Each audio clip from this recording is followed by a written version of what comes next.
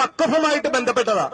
ആ വഖഫ് എന്ന് പറയുന്നത് ഒരക്ഷരം പോലും ഉച്ചയിക്കാതെ അരുതെന്ന് പറയേണ്ടവൻ നിശബ്ദനായ അവന്റെ ഭീകരമായ നിശബ്ദതയ്ക്കെതിരെയാണ് ഈ പ്രതിഷേധ സമരം എന്ന് പറയുന്നത്.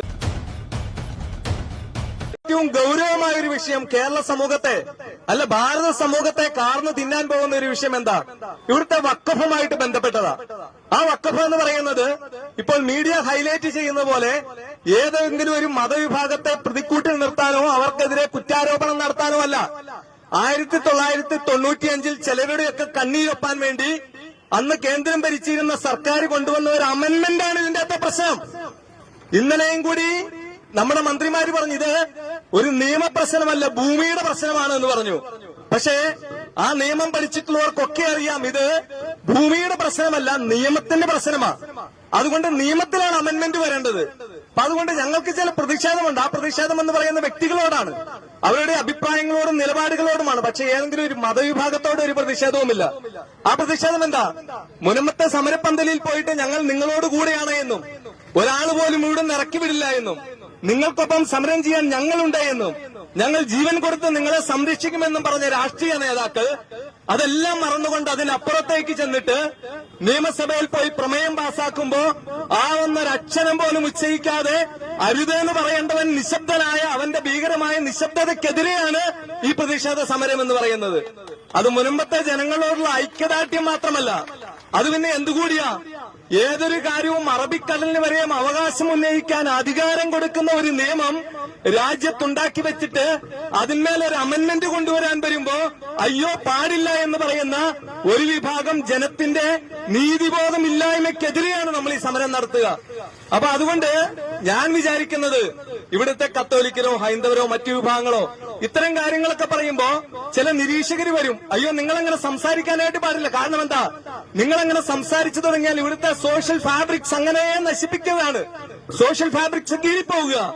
ഇത്തരം ഒരു നിയമം നിലനിർത്തിക്കൊണ്ട് ഇവിടെ ഒരു സോഷ്യൽ ഫാബ്രിക്സിനെ സംരക്ഷിക്കാൻ കഴിയുമെന്ന് ഏതെങ്കിലും ഒരു രാഷ്ട്രീയക്കാരൻ വിചാരിക്കുന്നുണ്ടോ? അങ്ങനെ ഒരു രാഷ്ട്രീയക്കാരന് ചിന്തിക്കാൻ പറ്റാത്ത ഒരു കാര്യമാണ്. ആരാണ് ഇത്തരത്തിലുള്ള വർഗീയമായ മുതലെടുപ്പുകളിന് ചരട് വലിക്കുന്നത്? അവരാണ് ചിന്തിക്കേണ്ടത്, അല്ലാതെ നീതിക്ക് വേണ്ടി നിലവിളിക്കുന്ന ഇത്തരത്തിലുള്ള സംഘടനകളോ സംവിധാനങ്ങളോ അല്ല എന്നുള്ളതാ. അപ്പൊ അതുകൊണ്ട് ഒരു കാര്യം ഉറപ്പാണ്, ഇവിടുത്തെ മുസ്ലിം വിഭാഗങ്ങൾ പ്രത്യേകിച്ച് അവരെ ഞാൻ ഓർത്തുക. കാരണം അവരാണ് ഈ സമരത്തിനെതിരെ സംസാരിക്കേണ്ടവര്. കാരണം എന്താ?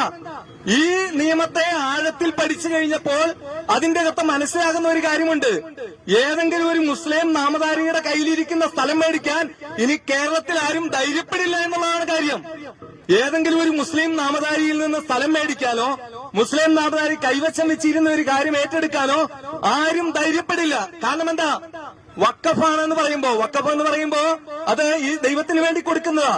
അതില് ജസ്റ്റ് എല്ലാ കാലത്തും അത് അങ്ങനെ തന്നെ ആയിരിക്കണമെന്നാ. അപ്പൊ ഏതെങ്കിലും ഒരാൾ വാക്കാൽ വഖഫാണെന്ന് പറഞ്ഞാൽ മതി. അപ്പൊ വാക്കാൽ വഖഫാണെന്ന് പറഞ്ഞു കഴിഞ്ഞാൽ ഏത് ഡോക്യുമെന്റിൽ പോയിട്ടാ നോക്കുക?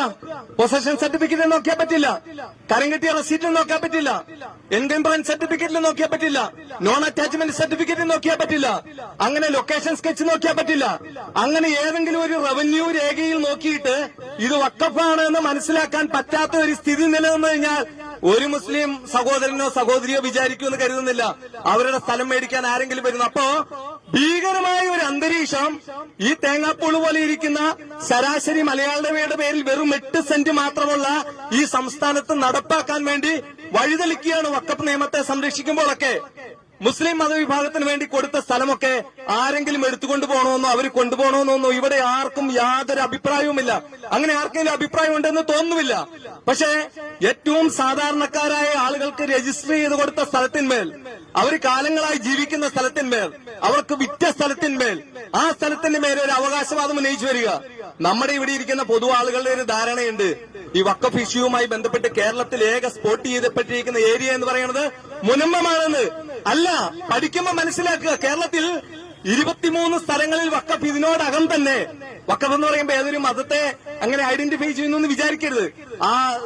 ആ പ്രസ്ഥാനത്തിന്റെ പേര് പറയുമ്പോൾ വഖഫ് എന്ന് പറയേണ്ടത് കൊണ്ട് മാത്രം പറയുകയാണ്. ആ ബോർഡ് പറയുകയാണ് 23 സ്ഥലത്ത് ഞങ്ങൾക്ക് ക്ലെയിമുണ്ട്. ആ ക്ലെയിം ലിസ്റ്റ് അനുസരിച്ച് 15ാമത്തെ സ്ഥലത്തുണ്ടായിരുന്ന സ്ഥലമാണ് മുനമ്പം. പക്ഷെ ഇപ്പൊ വഖഫിന്റെ ലിസ്റ്റില് മുനമ്പം എങ്ങനെ 1ാമത്തെ സ്ഥലത്തായി എന്ന് പരിശോധിക്കേണ്ടതുണ്ട്. ഈ മുനമ്പം വഖഫിന്റെ ആണെന്ന് പറഞ്ഞത് ആരാണെന്ന് നോക്കേണ്ടതുണ്ട്. അപ്പൊ അതുകൊണ്ട് ഇത് ഒരു ഭൂമി പ്രശ്നമാണ് എന്ന് പറഞ്ഞ് അതിനെ വെള്ളപൂശാൻ ശ്രമിക്കുന്നവർ എന്താണ് ചില ജീർണതകളെ മറച്ചു വെക്കുക. നമ്മുടെയൊക്കെ കോൺക്രീറ്റ് കെട്ടിടങ്ങളിലെ കമ്പികൾ തുരുമ്പി പിടിച്ചു കഴിയുമ്പോ അത് ചെറിയ രീതിയിൽ പൊട്ടിത്തുടങ്ങുമ്പോ അവിടെ കൊണ്ട് സിമന്റ് തേച്ച് വെച്ച് ഒട്ടിച്ചു വെക്കും. എന്താ അടുത്ത വർഷം അത് കൂടുതൽ ഗൗരവമായി പൊട്ടും, അടുത്ത വർഷം കൂടുതൽ ഗൗരവമായി പൊട്ടും. അങ്ങനെ ഓരോ വർഷവും പൊട്ടിക്കൊണ്ടിരിക്കുമ്പോ അതിനെ പരിഹരിക്കണം. ഒന്നെങ്കിൽ കെട്ടിടത്തെ പൊളിച്ചു കളയണം, ഇല്ലെങ്കിൽ മാറ്റണം. അവിടുത്തെ കമ്പികൾക്ക് ശോഷണം സംഭവിച്ചിട്ടുണ്ടെങ്കിൽ അതിനെ സ്ട്രെങ്തൻ ചെയ്യണം. അപ്പൊ കേരളത്തിന്റെ സോഷ്യൽ ഫാബ്രിക് സംരക്ഷിക്കണമെന്നുണ്ടെങ്കിൽ ഇവിടുത്തെ രാഷ്ട്രീയ പാർട്ടികൾ ഒരു വീണ്ടും വിചാരത്തിന് തയ്യാറാകണം. അത് കേരളത്തിൽ മാത്രം പോരെ, കേന്ദ്രത്തിലും വേണം. എന്തുകൊണ്ടാണ് ഈ പല നിയമങ്ങളും ഭാരത രാജ്യത്തിൽ നടപ്പാക്കിയ ഒരു ഭരണകൂടത്തിന് വഖഫ് പോലെ ഒരു വിഷയത്തിൽ വളരെ എളുപ്പമായിട്ട് എടുക്കാൻ പറ്റുന്ന ഒരു സമീപനം എന്തുകൊണ്ടാണ് എടുക്കാത്തതിന്റെ പിന്നിൽ ഒരു വിഷയമുണ്ട്. ആ വിഷയം ഇതാണ്: ഓരോ തെരഞ്ഞെടുപ്പിനും ഏതെങ്കിലും ഒക്കെ വിഷയങ്ങൾ വേണം. ആ വിഷയങ്ങൾ കൊണ്ടുവന്നാൽ മാത്രമേ ഇവിടുത്തെ ജനങ്ങൾ തമ്മിൽ തല്ലുകയും തെരുവിലിറങ്ങുകയും ചെയ്യുള്ളൂ. അപ്പൊ അതുകൊണ്ട് വളരെ ഈസി ആയിട്ട് സർക്കാരുകൾക്ക് ഇല്ലെങ്കിൽ ഉത്തരവാദിത്തപ്പെട്ടവർക്ക് ഭരണകൂടങ്ങൾക്ക് ചെയ്യാവുന്ന ഒരു കാര്യത്തിൽ അവരുടെ ഒരു തീരുമാനം വേണമെന്ന് പറയാൻ വേണ്ടിയിട്ടാണ് ഇന്നിവിടെ കൂടിയിരിക്കുക.